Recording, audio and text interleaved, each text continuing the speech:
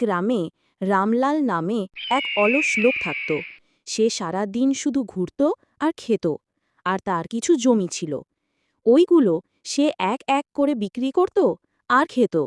তাছাড়া তার আর কোনো কাজ নেই। একদিন রামলাল একটি ধনী লোকের কাছে যাচ্ছিল তার একটি জমি বিক্রি করতে। রাস্তায় রাহুল ভাইয়ের সঙ্গে দেখা।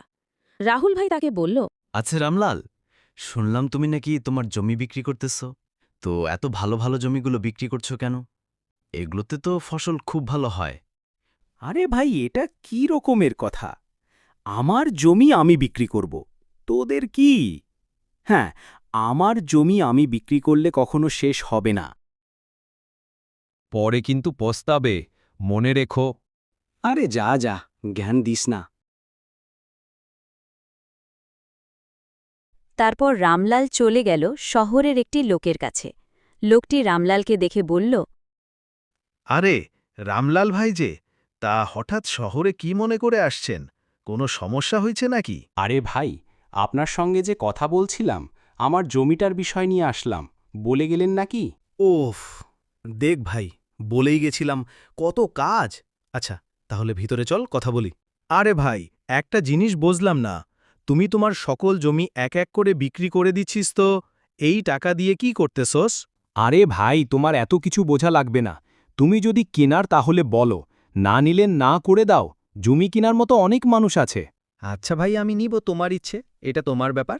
আমি টাকা দিয়ে দিচ্ছি তাহলে, আর তুমি জমিটার কাগজ দিয়ে দাও।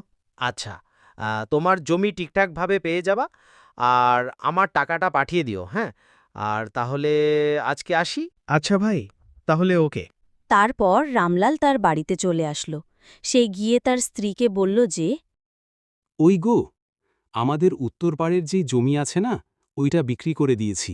শহরের যে কামাল হোসেন আছে না, তার কাছ থেকে আজকে টাকাও নিয়ে এসেছি।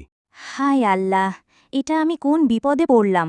একটা মাত্র জমি ছিল, ওইটাও বিক্রি করে দিয়েছে। এখন কিভাবে পরিবার চলতে? এখন কি হবে?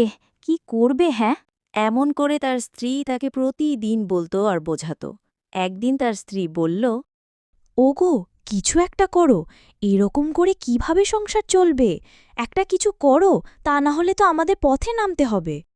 কিন্তু রামলাল এগুতে কান না দিয়ে সে সারাদিন শুধু ঘুমিয়ে অলসতা করে কাটিয়ে দিত, কিছুই করত না।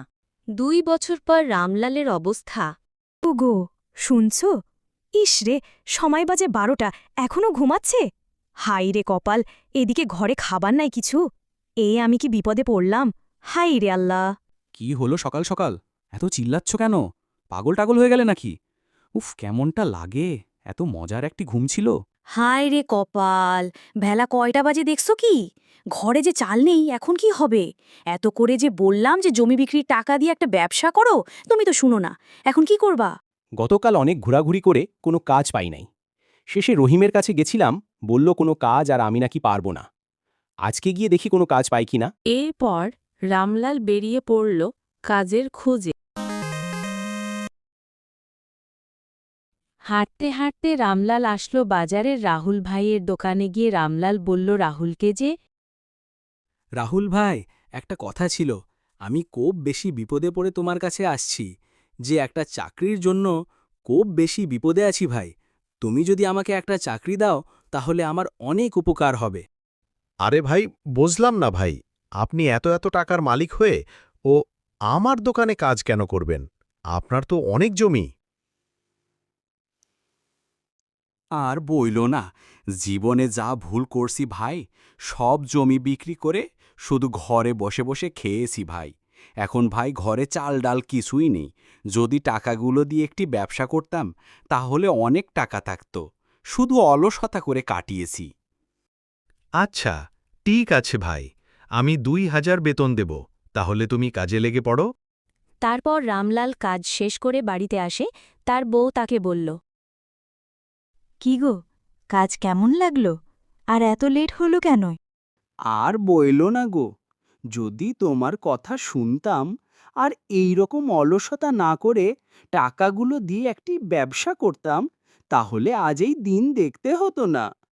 কি বন্ধুরা, আমাদের জীবনের কাহিনী আপনাদের কেমন লাগলো? আর এরকম ভুল কেউ করবেন না।